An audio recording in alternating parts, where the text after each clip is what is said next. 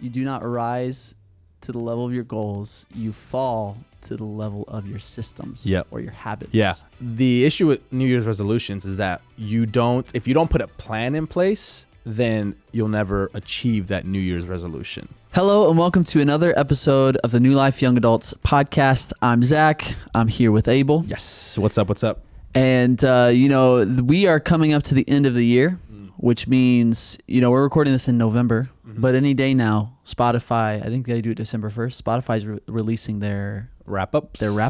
We're going to see what everybody's listening to. Everybody's going to post on their Instagram story how many minutes listened to. We don't care. But go ahead and post it anyway.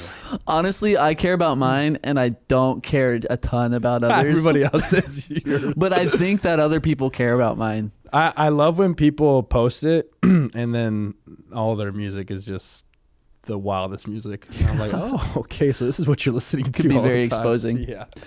So anyways, the end of the year is a time where all kinds of podcasts, organizations, companies, everybody's looking back on the year and giving stats and kind of reflecting. They're also looking ahead to the next year and there are already plans set in place and things like that. So this time of year, it's always a super helpful thing, important thing to take time out to reflect on the year and to look ahead. As we were talking about this, the topic of New Year's resolutions came up. Yeah. And New Year's resolutions are so fraught with all kinds of baggage. Yeah. So today we're going to talk a little bit about what we think is a healthier approach, a more helpful approach to life in the new year, and not putting all this weight on New Year's resolutions, but instead changing a mindset to focusing on habits, rhythms, rituals, patterns, rather than these big goals that sometimes are unachievable and leave us feeling a little bit worse about ourselves. Yeah. Have you personally ever had a New Year's resolution? Yes, Yeah? definitely. Okay. Definitely. I've had many.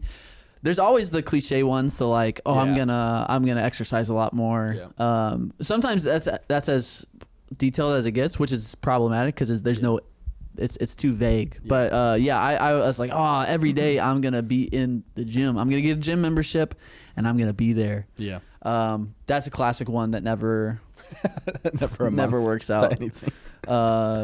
I've had resolutions about reading books, about writing things, about getting things done. I've had financial New Year's resolutions, like things like that. And sometimes I've achieved some of them, but I think the problem is I'm just a really aspirational guy. Yeah. And I set the bar super high. Yeah. And it makes it hard for me. What about you though? Yeah. No, I definitely have. They never get fulfilled. They never get met or anything like that. But I think the issue the issue with New Year's resolutions is that sometimes they're just shots in the dark.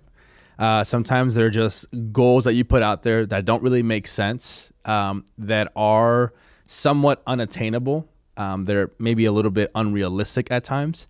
And the issue with New Year's resolutions is that if you don't put a plan in place, then you'll never achieve that New Year's resolution. And so I think people are quick to jump to the resolution. They're quick to set the goals. They're quick to set what it is that they want to hit. But then if you haven't been doing that already the past 3 months leading into the new year, it's probably going to be not impossible, but it's going to be really difficult to start just trying to hit that goal because you have no idea how to do that. You don't have a plan for it. You don't have, it's almost like you're going on a road trip, yet you don't know how to get to the destination. But your destination is, I want to go to LA and I'm going to drive there from Chicago. How are you going to get there? And that's the issue with New Year's resolutions, that you put a marker in the future, but then you never set a plan, or you have a loose plan, but then you get lost along the way. Mm-hmm. That's a good illustration. That's a good Thanks. illustration. On the spot. Nice. Yeah, thank you. We're not professionals on like life coaching or things like that. But we can stir conversation. We can stir conversation and share our experience, and we think it's valuable. We've learned a lot. We're both very like growth oriented people. We're constantly thinking about our growth, habits and goals, and different things like that. And we've both approached it in unhealthy ways or like unhelpful ways in the past. Yep. So what we're sharing today is not, I mean, there are gurus, you can look them up. yeah. There are books written. Yeah. There are all these things. So we're not substituting that. We're No. supplementing that. Yes. Yeah. Yeah. That's good. Yeah. I think where would you start? Well, let's talk about maybe first. I guess we already talked about why New Year's resolutions can be unhelpful. So what then is the next step? Okay, if we know a resolution just by itself isn't helpful, what is maybe the first step in this whole process? Yeah, I think a lot of it is a mindset shift. Like you're saying, like that's what we've identified as like the problem with New Year's resolutions. And so the first step is like shifting the mindset to something that's healthy. The thing with New Year's resolutions, there's nothing wrong with them, but they often are too lofty. They're often short term. They're often temporary things that are really ideal and would contribute to our health. Yeah. But don't have any realistic kind of aspects to them. Yeah. So changing our mindset to something, I think changing our mindset to something that's more permanent, that's more, instead of saying, this is what I want to do in 2025, we'll say, this is how I want to live. This is who I want to be. Yeah. Like taking a longer term approach to thinking about things is helpful. Rather than thinking just about the year, thinking like down the road, who do I want to become? This is in line with our discipleship and things like that. Who do I want to become? And then what habits do I want to put in place to reach that place? Yeah. So that's a super long-term thing. Yeah. And then you can take a step back and say like, okay, and then what goals do I want to reach along the way? Yeah. But those goals can't be divorced from the practical steps that that realistically reach the goals. Yeah. So I think the mindset shift is huge. It's huge. So an example for how it's worked for me, I've tried to implement like a healthier habit of exercise in my life. And the thing is, if that was just a goal for me, then so right now my goal is like exercise intentionally 3 times a week, like go to the gym or like have a set aside time for working out. And if that's my goal, then I can hit that every week. I can work out on Monday, on Tuesday, and then Friday, and I've reached that goal. But the thing is, what I've found in my life is because it's not a habit, it's not a rhythm in my week, it doesn't stick. So one week I might go Monday, Tuesday, Friday, because that's when I'm free. But the next week I might go Tuesday, Wednesday, and Thursday. So I'm hitting my goal, but I'm not establishing a habit that has any kind of depth or roots beyond the week, because it's just like whenever I feel like it or whenever I have the availability. Yeah, that's good. So for me, it's been the mindset of saying, how do I not just like achieve this goal, but implement it into a lifestyle? Yeah, that's really good. Yeah, and I think another issue that we can have with resolutions and even habits. So like, let's say you're convinced that maybe the resolution isn't the way to go, right? So now you're like, now what, right? Mindset shift. How do I start to implement rhythms and habits and patterns and routines that will help me achieve these goals? Because the reality is that New Year's resolutions or goals, markers that you have will be a natural consequence of following a habit that continues to push you in the same direction, right? But I think sometimes the issue that we have too is that we maybe have too many things that we're trying to change in one year. Like you all year were not eating healthy, you weren't saving, you weren't working out, let's say all these things you want to change, right? You weren't doing those for all of 2024, and now all of a sudden in 2025 you want to change 5-6 deeply embedded habits in your life. I hate to be the bearer of bad news. It's probably not going to happen unless you're incredibly disciplined. But if you haven't been incredibly disciplined all year, I can almost tell you exactly what's going to happen. You will not be incredibly disciplined. So maybe start smaller. Start with one habit. Start with 2 habits that will dramatically improve your quality of life, right? And then when you get those in place, start to tack on more of those routines and habits that will then help you I think when you start small and you achieve smaller habits, then it almost motivates you to continue to, what else could I change? What other habits can I implement? What other routines can I acquire into my life and start to do regularly that are going to continue to further my New Year's resolutions or goals or whatnot?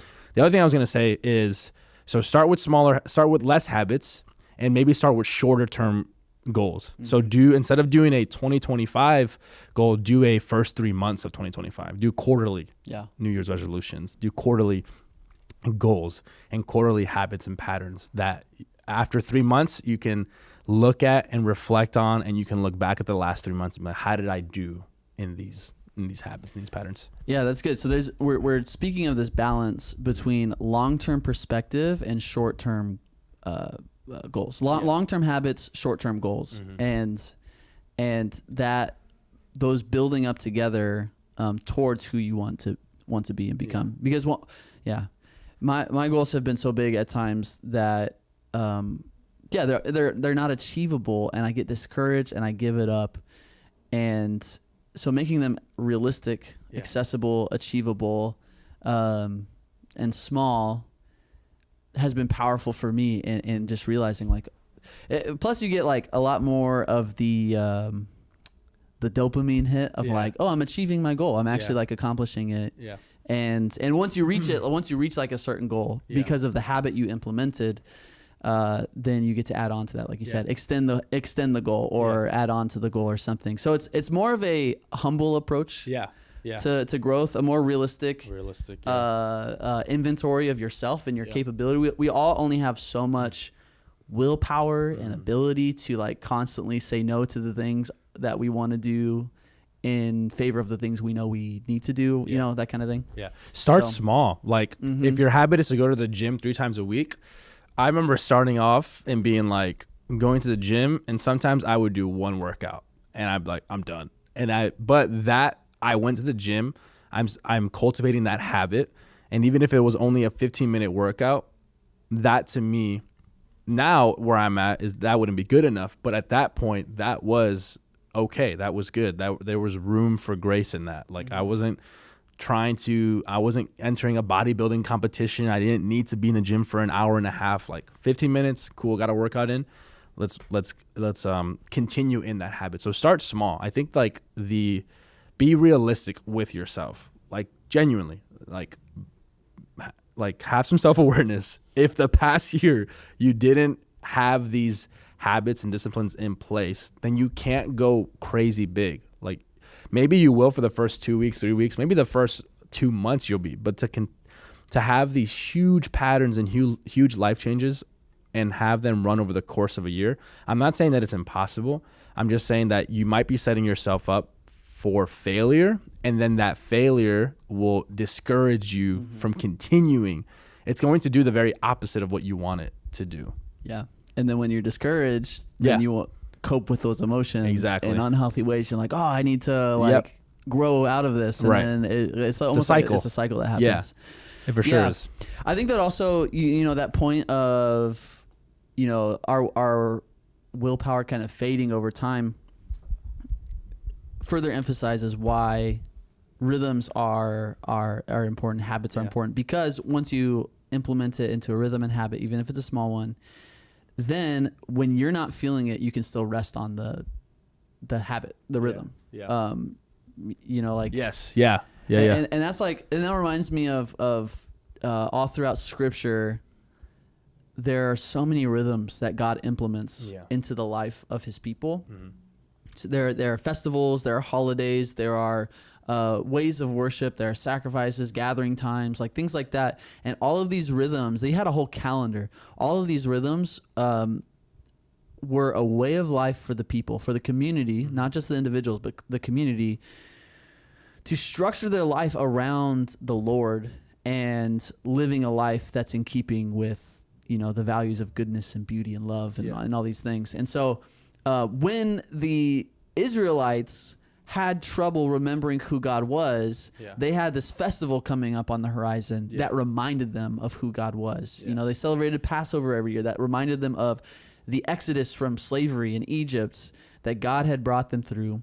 And so the ritual, the rhythm, the habit of looking back was present for all of the Israelites, the community as a whole, even when they weren't like feeling that or like, you know, in the mood to remember the Passover or the Exodus or whatever.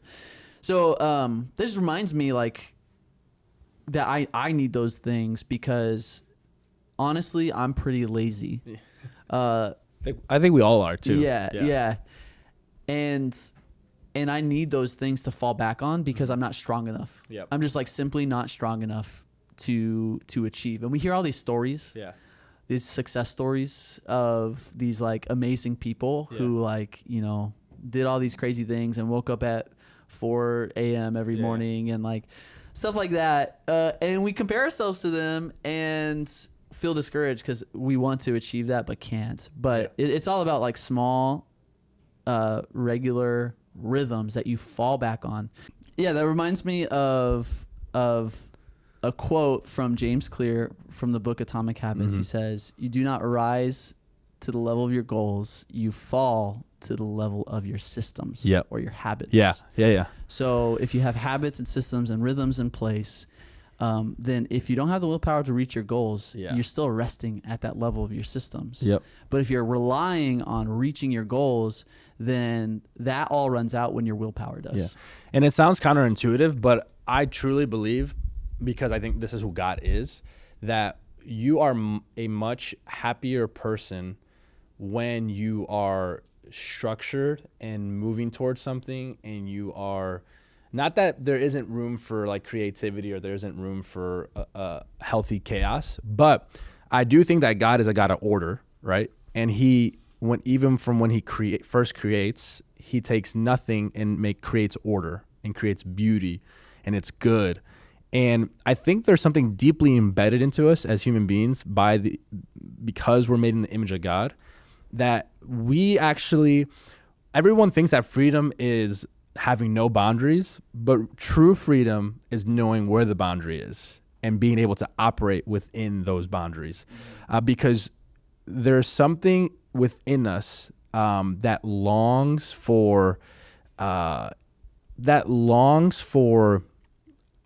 fulfillment, contentment, peace.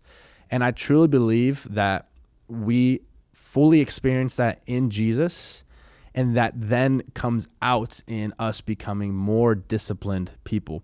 And it doesn't mean that if you're listening to this and you're thinking to yourself, well, I'm not disciplined, so I must not be experiencing God's love to the fullest.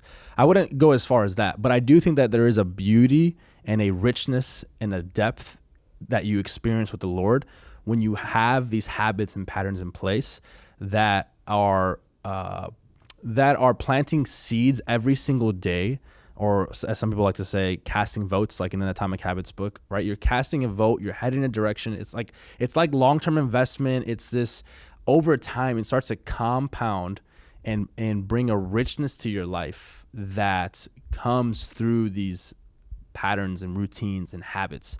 You don't, someone who's in a bodybuilding competition, someone who's lifting, right, and is getting big with a purpose, is trying to get jacked on purpose. You don't just do that like casually. Like there is, and we know this, like we deep down, we know this. We know that over time, working towards a certain goal, doing the same thing over and over again, you are going to grow in that area, right? It's just natural. It's a consequence of discipline and structure. It reminds me of a quote that was said, that God is more worried about your holiness than he is your happiness. But I really do believe that the more you live in that confines and the structure and the order, that you will experience fulfillment. You do experience a deep sense of peace and happiness and joy. And it regardless of the circumstances around you, regardless of what's happening around you. And I think a level of that, an aspect of that, comes from having routines in place and patterns and structure, systems and habits, whatever you want to call it, that cultivate that in your life. Yeah, I think that's really good. And one way I've struggled a lot with this is I've shared this on the podcast before, actually, but I can put a lot of pressure on myself to achieve and to accomplish things and to like take part in these habits and stuff. And if I'm not reaching them, if I'm not reaching my goals or my habits or whatever, then I can kind of beat myself up for it. Sure. So I'm sure there are many people listening who resonate with that or feel the same. And we see it all the time, right? Someone's like, "Hey, I want to be more intentional about spending time with the Lord through scripture reading." And so people start reading the Bible. Often they'll start at the very beginning, or they start whatever, and then maybe they start strong, but then they fade out, and then they lose interest, and then they're like, oh man, I'm so behind on my goal, I'm so behind on my like habit or this system that I put in place, and so then they just drop it, and they just leave it. And I've done that many times with like reading plans and stuff like that. And so part of this whole journey of growth and learning the beauty of rhythms is allowing yourself to have empathy for yourself, to say like, hey, that was a rough week, and your mornings, there was something happening every morning, and your schedule got really messed up, and maybe you were a little bit too tired to like pick it up later in the day. That was a bad week. That was an off week. That was an off month. Identify what it was. What were you feeling? What were the difficult things that you were struggling with that led to that? Maybe it was just simply laziness. It's like, you were lazy. Okay, well, pick up from there and don't stay there. Acknowledge it, identify the feeling, identify the source, but then say like, I'm not going to let that defeat me, and keep moving forward in like implementing your rhythm and your habit and your, so it's about having discipline for yourself. But we all know when we hear that word, our minds go to all kinds of different weighted things, extremes and legalism, and like punishments for if you get it wrong and things like that. But there's also a lot of grace in this area, and I think the Lord has a lot of grace for us too. Man, I have wanted to implement the practice of prayer in my life in like fuller ways. Like I want to be one of those hour-long prayer warriors, prayer giants. And that's just not how it works sometimes, dude. I like sit down to pray, and my mind is in all these different places, and I've got things I'm thinking about the rest of my day and what I need to do. And I think the Lord sees that. He sees the fact that I'm even sitting that with him. What I've learned is to even process, like give that processing. That chaos in my mind, just give that to the Lord. Like, oh Lord, you see that I'm struggling to pay attention, but like help me to struggle to pay attention in your presence, like before you. So what I'm saying is I think the Lord sees those. I know the Lord sees those moments, and he has grace for us as well. He has way more grace than us, than like a lot of the people that we associate with discipline and disappointment and ourselves. So there's discipline, there's pushing yourselves, there's motivation, but then there's also grace and mercy and compassion, self-compassion even. Craig Rochelle has if you're looking for leadership content and content like disciplines and habits, he's a great guy to go to. He has one of his podcasts, he talks about like making room for failure, making room for imperfection, because we're imperfect. We're not going to get it right every time. We are not going to follow the habits and the pattern that we set out every single day. There's just going to be weeks and moments, seasons where things get messy, but having that grace, like just because you didn't hit your habit one day or 1 week, don't let that stop you from continuing. Like it's okay. Like there is no punishment for that. The only person punishing you is yourself. And so realize that it's okay if you had an off week or an off month, and just get back on the horse, get back up, continue in the habit. Because the reality is that, let's say, okay, you had an off week or you had an off month, but you have a choice. You have a choice to get back on, or you can choose to just continue in that off week, and that off week turns into a month, and that month turns into 2 months, and then we're back at the end of 2025 having the same conversation, right? But make room for yourself. Make room for that error. Make room for that imperfection, because we're human. I mean, there are plenty of times where I don't complete the habit that I want certain days, and you just keep pressing, keep pushing, keep moving forward. Yeah, that's good.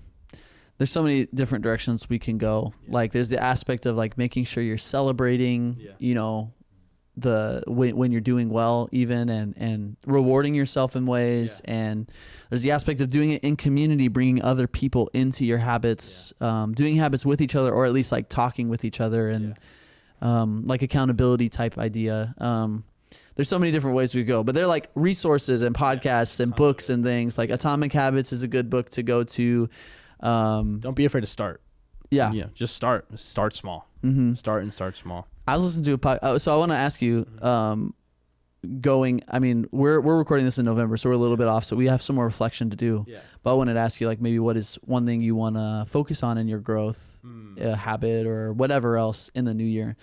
But what you just said reminded me of a podcast I was listening to this morning on the way here. On one of the ways I would like to grow in the new year is just like being a lot more intentional with building financial habits and structures and systems that are healthy for my wife and I.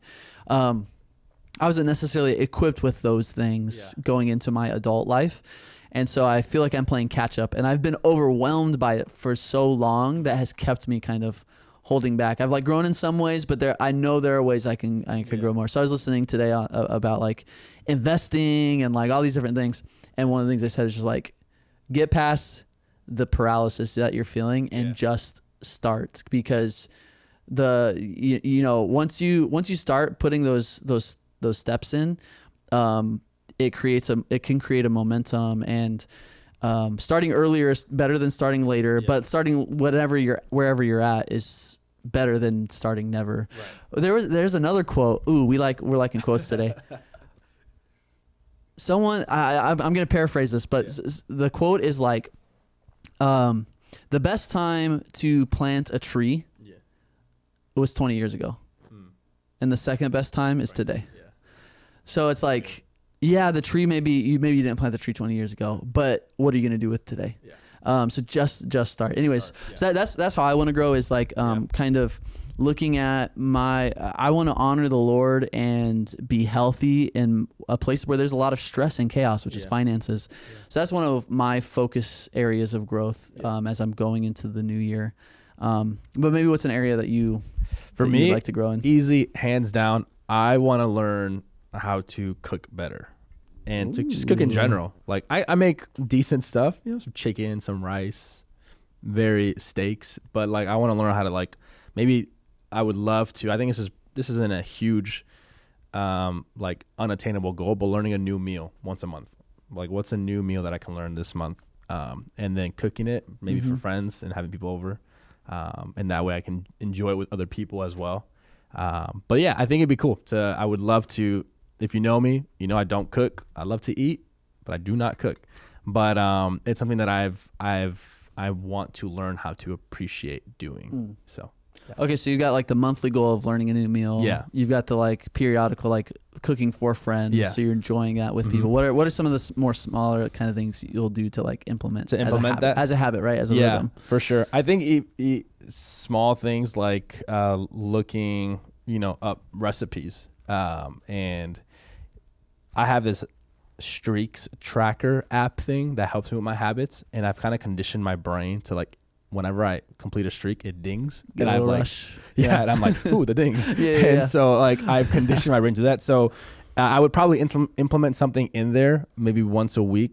I don't know what it is yet, but maybe something like find a new recipe or buy the ingredients, or, you know, I just have some small steps in there that will lead me to cooking the meal. Maybe even setting aside a time in the month, like this day, this third Wednesday of the month is my meal day. That's when I'm going to cook the meal. So I still have to flesh out the system and the habits like that would help me to lead to that. But that's kind of what I'm thinking. Yeah, that's good. That's actually one of the goals I had this year. Was cooking more, learning new meals and things like that. Yeah, it's a good. It is tough at times. I was getting paralyzed because I was like, I was getting stuck because I was like, where do I find good recipes, and like, there's so many options and what's accessible to me and things like that. But yeah, we implemented the habit of, so we for a time are doing HelloFresh, not a sponsor. But that was helpful because they had pre-made or like pre-prepared recipes and the ingredients there. Nice. And that introduced me to a lot of different like meals. And I took that, and then now I like am able to, when we don't have HelloFresh, I'm able to like go to the store and here's what I'm going to make today based on that. Anyways. Yeah, that's awesome. So those are good habits, is like finding ways to automate and like make it accessible, right? Make it easy. Cool. Yeah. How about yourself? So I'm right now. I'm in a phase of like trying to learn more. Like I said, okay. So step one for me is the just do it. Just like start. Yeah. With the finances thing that I was talking about, and taking some of these steps towards these things that I've heard about for so much but been confused about. Yeah. And just like pushing myself out of my comfort zone. So that's like the first thing for me is that like start small. You don't have to like figure out your whole lifetime of finances and retirement and all that stuff. Yeah. But start like do those things that need to be done. So that's like step number one for me. Yeah. Another step I'm doing is I'm starting to, like I found that podcast that I was talking about where I'm trying to learn more and educate myself so that I'm fighting through what I'm feeling, which is unprepared and uneducated. Yeah. I checked a couple books out from the library to read to help me out as well. So I'm learning and educating myself. So those are small steps, the habit of learning and education as I am implementing some of these like other habits like investing in retirement, investing in general, like multiple streams of income, like all that complicated stuff, you know, all the financial guru stuff, high yield savings accounts and things like that. So those are like budgeting, like we already budget, but those are like the kind of longer term, shorter term habits that I'm working towards where if I don't have it, implementing it. So anyway, so taking the step is number one for me. So I'm not waiting till I'm fully educated to take the step. I'm taking the step and then I'm educating myself as I go. And then making a list of all of those things. I have a little plan I wrote out. So I wrote down a plan. Yeah. And here's my plan. And so I'm going to take that plan and run through it until I get to the end of it. Yeah. So that's how I'm approaching it in the new year. That's awesome. Making it achievable for me, making it clear for myself and my wife that we're like, here, these are our not just our goals, but how we're going to step into those goals. And taking that longer term approach. So awesome. That's what it is for me. Sweet. Well, we hope that this episode was beneficial to you as you're thinking through New Year's resolutions and goals. Remember, think habits, systems, and patterns and routines. Start small and give yourself room for growth and for error. Lastly, write it out. Get it somewhere on paper, in your notes, on your phone, or wherever it is that you need to see that will constantly remind you what habit you need to get done and what system you need to get in place. But we'll catch you next time on the New Life's Young Adults podcast as we continue to explore different topics that are relevant to us.